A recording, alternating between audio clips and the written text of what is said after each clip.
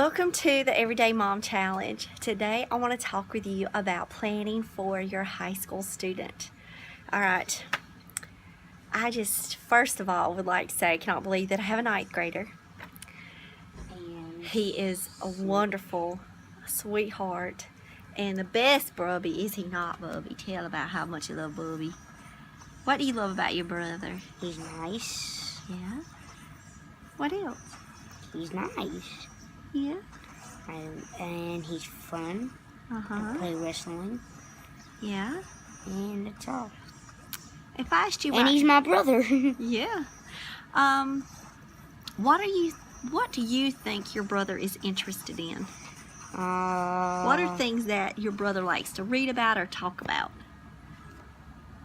What have you noticed about his pattern? Food. Yeah, what else? Wrestling. Yeah. Jiu-jitsu. Uh-huh. That's all. Nothing else? I know another one. What? What does he like? What's his favorite team? Green Bay Packers. Yeah. And if you... And mine. Do you think he likes science or history? History. History, yeah. And anything else about your brother? Can't think? He's chill. He's chill, he is. Oh, what does he love to play? Guitar. Instrument. Yeah, guitar. I like to play keyboard if you didn't see that video. Yeah, go check it out. It's awesome. Alright, so I did this for a reason. This is proof that Sam is a completely different sweetheart child than Solomon. They have their own unique fingerprint. That means that when I'm planning for Solomon, I have to think about his interest at heart. So there's something else I also have to think about. I also have to think about his high school transcript. And it would be very wise if you would go to your... He's wise. He is wise.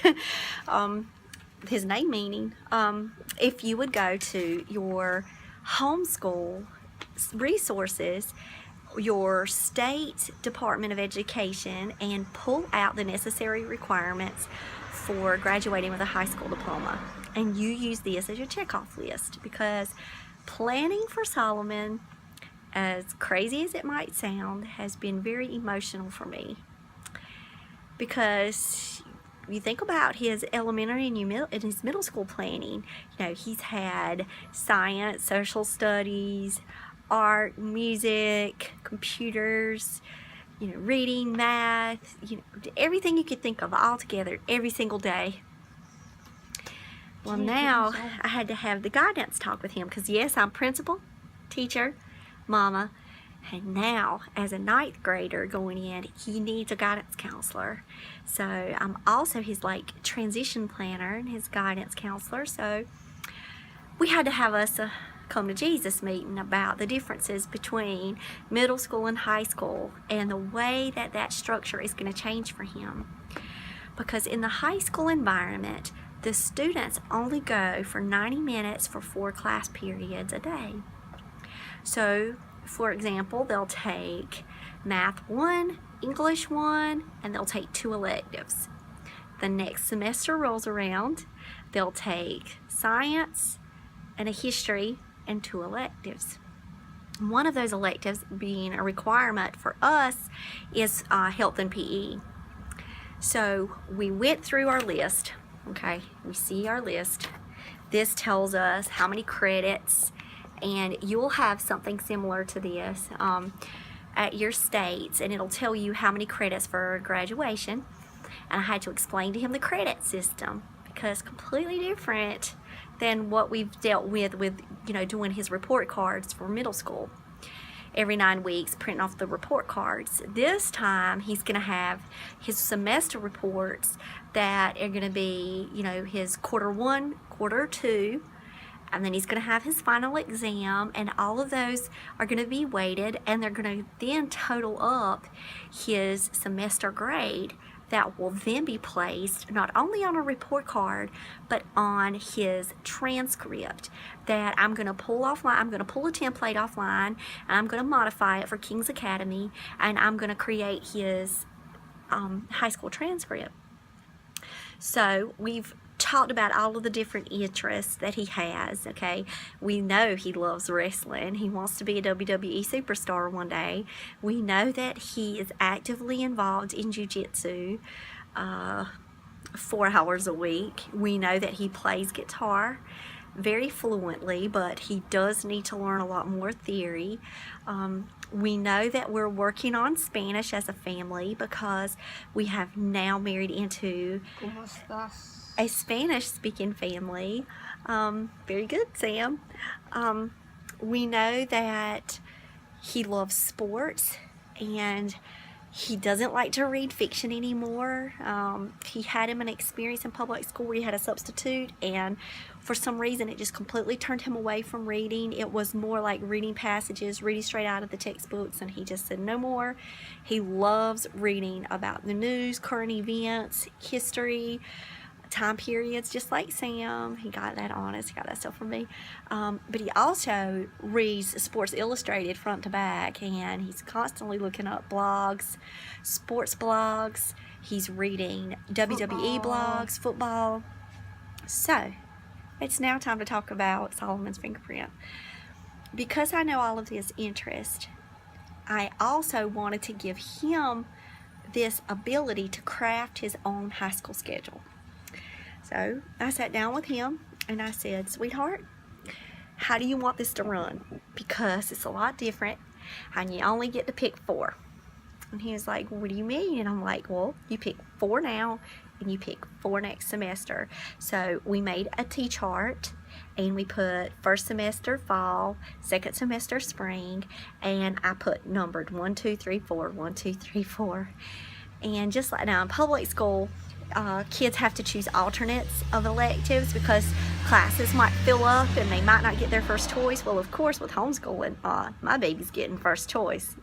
So we talked about how he wanted it to work, and he said, now your child can be completely different, but listen to his voice, because him or her, if they have the power to create that schedule, there is a lot that can be of value in that type of decision-making process, because one day they're going to be crafting their own college schedules with an advisor, but the advisor is just there to guide them in what the requirements are. At the point when your child enters college, they should be able to, go ahead and pre-plan everything out. So I would suggest that you start doing that with your child at the beginning of 9th grade as their guidance counselor. So put on that other hat, Mama, and let's get to work. So get your T-chart out and go ahead and number 1 through 4, or 1 through 4. And then, if you would like, if you're not really sure where to start, here's a great suggestion. Start looking at different high schools that you think have a lot of offerings. So choose high schools that have a larger population, because the larger your school populations are online. So for example, if you've got a school that has 1,800, 2,500 students, you know that there's going to be a lot of course offerings there. Go to their websites and start looking at the different high school curriculum options that the students have as far as elective classes. That way, when you're naming your transcript, not only do you have a comparable name to a high school in your state or in the country, but you also have descriptions underneath. So think about this. You can also take it to the next level if you would like.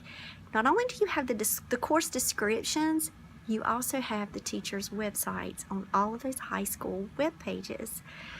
You can access that teacher website, which also gives you an open door to their step-by-step curriculum online.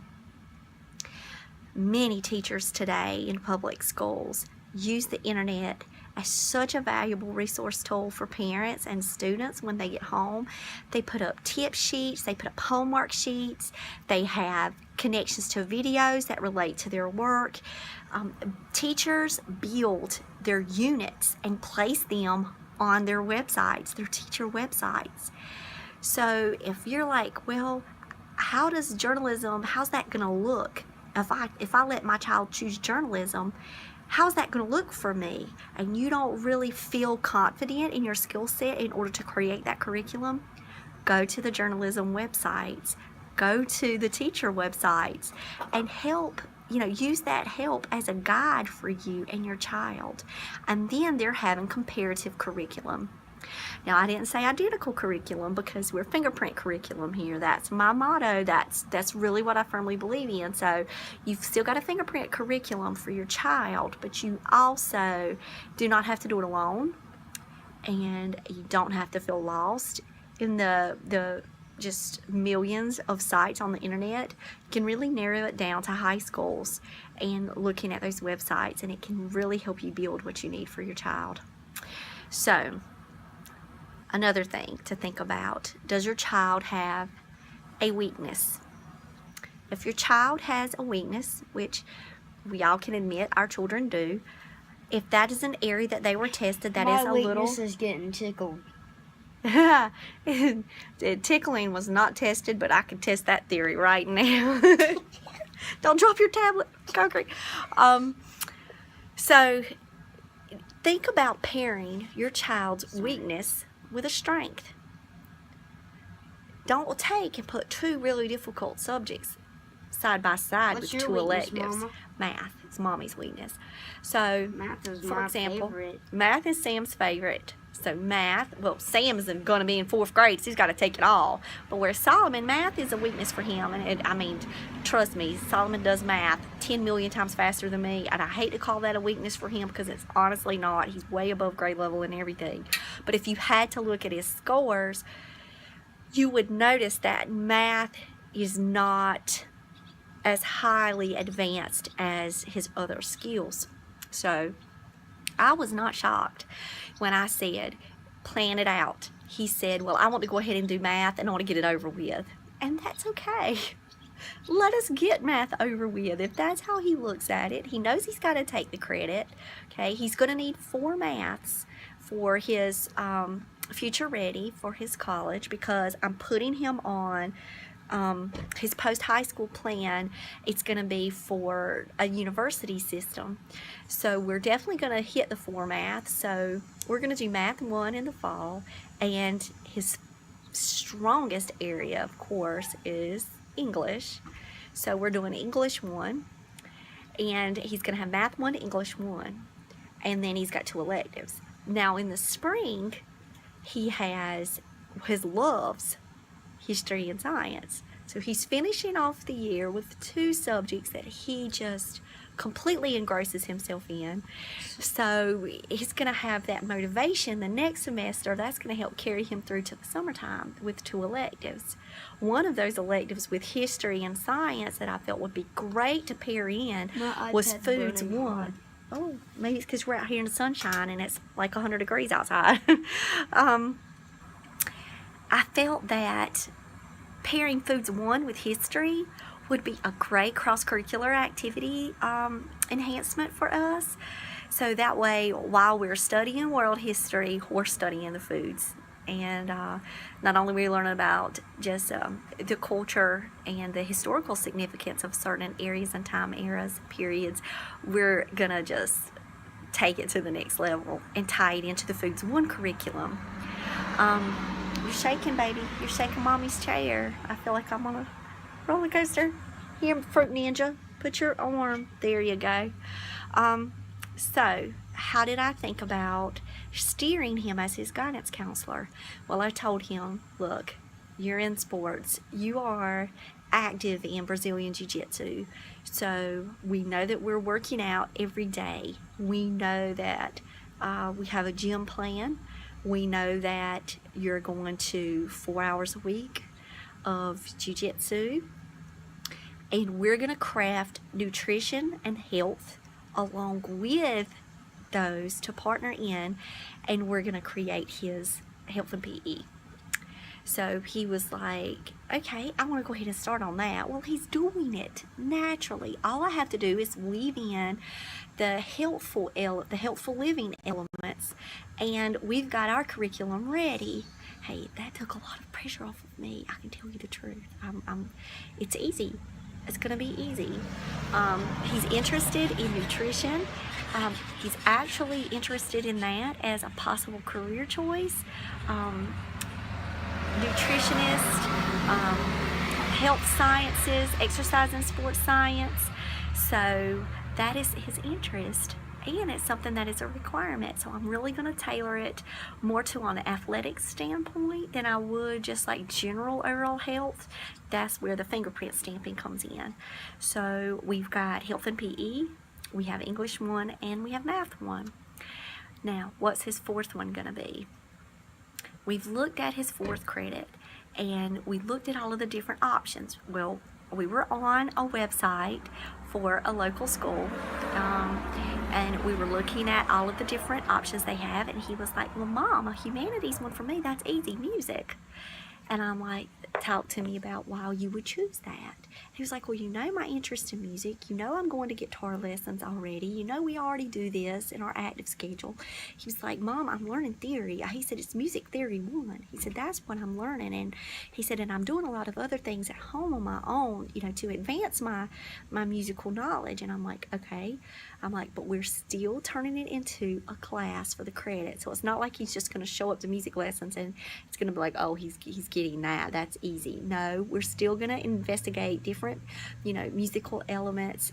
So I found Easy Peasy High School from on a website. I'm going to put my links down here, and it's music theory, and he's going to do that as well as doing his lessons, and then I'm going to modify that curriculum and advance it and add to it, because he's always needing that fingerprint stamp on anything I give him because he is so advanced.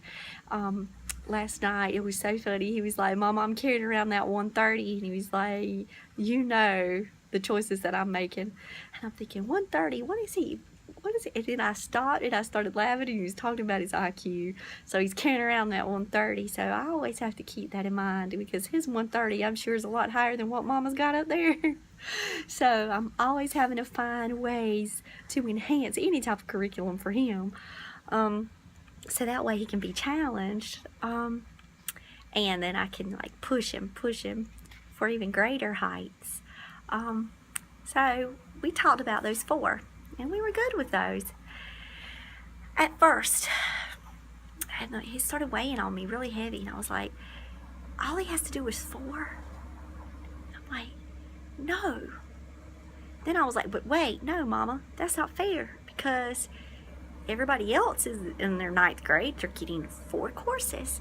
So give him that comparative curriculum. And I was like, no. That's why I'm homeschooling. So I had the me, myself, and I meeting, and because I don't have anybody else to hash out these ideas with, and it's just me in charge of this boat, I really had to do some praying and some soul searching on, was 4 going to be enough? And finally my answer came as, That's not charcoal. no. Well, we are going to be grilling out here in a few minutes, so maybe that's what you smell. So I looked back, I said, okay, let's go back to this drawing board. Let's get out our chart again. So we got out all of our chart, we got out all of our requirements, and I started looking at electives, because I was not going to bombard him anymore with any academics, but we were going to look at elective choices. That would be something that I could still weave in through what we're doing.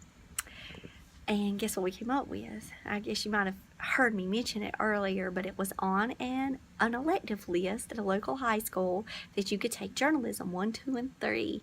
And I'm thinking, wow, journalism. My child loves WWE and NXT and indie promotions. I'm gonna go charge my headphones. Okay, baby, I'm so glad you like those. He likes NXT, indie promotions, WWE. He's constantly updating himself on other blogs and listening to podcasts. And I'm like, okay, there we go. I have found an outlet for my child, because he talks to me a lot about it. And yes, I can do the how you doing, and I can do the whole spiel. And I watch wrestling with him now, because I'm his supportive mama, of course.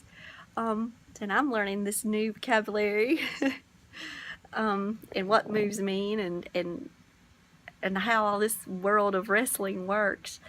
But my child's interest steers curriculum. So journalism 101 or journalism 1 is going to be where he is required to submit weekly blogs to WordPress, and it is going to be on sports topics. And of course, it's going to be wrestling related because that's what his career is. So I would suggest for you really to consider that, because the more I thought about that, the more I thought, this is really cool. And it's applicable to his future. And that's a one part about 9th grade that we always have to keep in mind. We have to continue to encourage and push our children towards their dreams and their career goals. And if this is what his is, then showing him different avenues in WWE, not only just the superstar, but the behind the scenes, the management, the trainers, the support staff, the promotions and the marketing. Close the door, baby. That's just a great avenue for him to explore through journalism. And that's what we're doing. So he's added him an additional one for the fall.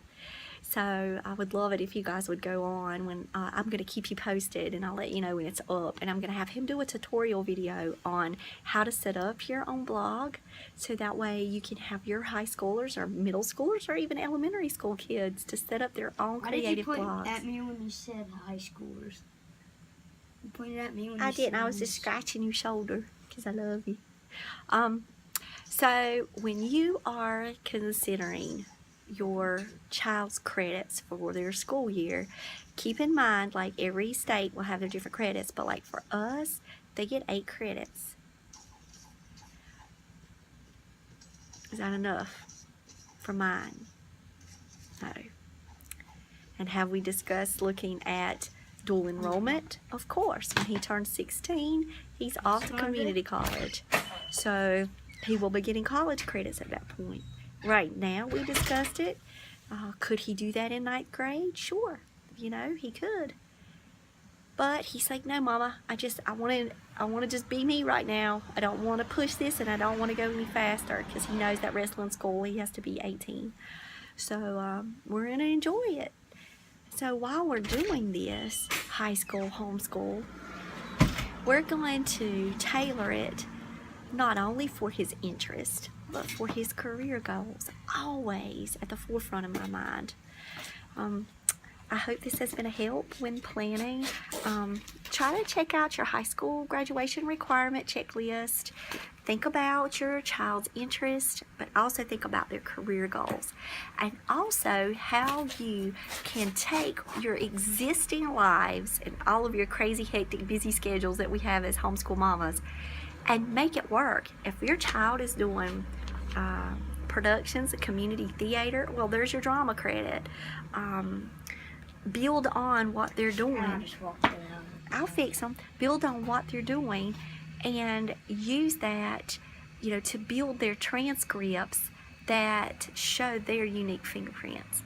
So I hope you have a blessed one, and I'll put the resources down below. All right, bye. Oh, check out everydaymomchallenge.com. I've created a new website. I'm working on a book called Fingerprint Curriculum for Homeschooling Moms.